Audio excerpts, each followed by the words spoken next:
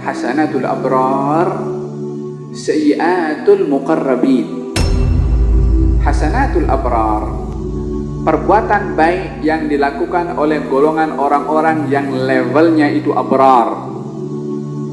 Bagi orang muqarrabin yang darajatnya lebih tinggi, itu adalah perbuatan dosa. Perbuatan baik, tapi bagi level orang yang lebih tinggi adalah dianggap sebagai perbuatan dosa. Perbezaan maqam membezakan kedudukan cara amalannya itu. Walihada seorang Syaiban Ar-Ra'i, seorang yang hidup di zaman Al-Imam Syafi'i, ditanya tentang 3 soalan, 2 ke 3 soalan. Yang pertama ditanya soalan, apa hukum orang yang dia lupa di dalam salatnya 3 atau 4? Apa patut dibuat? Yang tanya ini dia nak tes, nak uji sejauh mana kepandaian Syaiban Ar-Ra'i. Maka Syaiban Ar-Ra'i menjawab, kamu nak saya jawab ikut madhab kamu atau madhab saya? Kata si penanya itu pelik juga.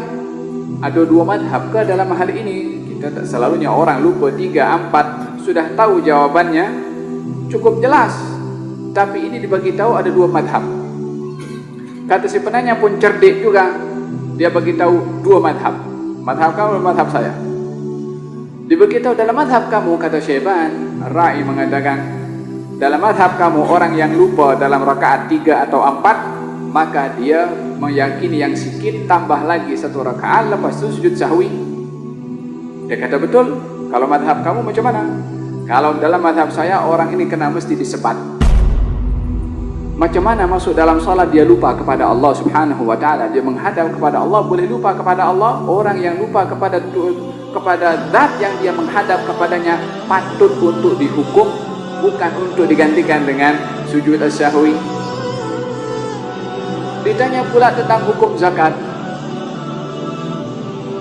Kalau kambing berapa kita kena keluarkan zakatnya? Dijawab pula, nan madhab saya atau madhab kamu?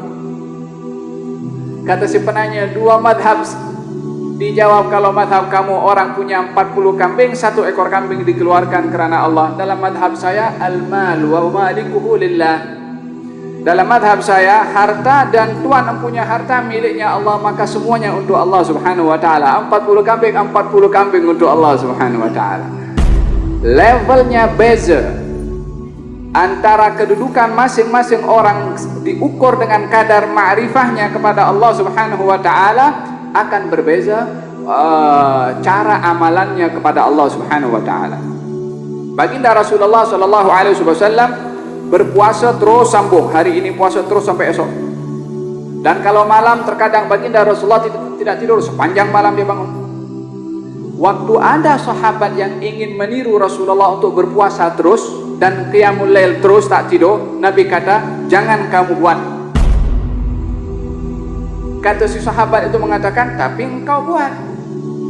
Yakni engkau wahai Rasulullah melarang satu perbuatan yang kamu sendiri buat. Yakni puasa berterusan ataupun sepanjang malam bangun. Nabi jawab, lastu kahayatikum. Saya ini tak sama dengan kamu. Levelnya saya tak sama dengan kamu. Innama abidu inda rabbi yut'imuni wa yasqin. Sesungguhnya saya ini setiap malam berada bersama dengan Allah. Allah bagi saya makan dan minum.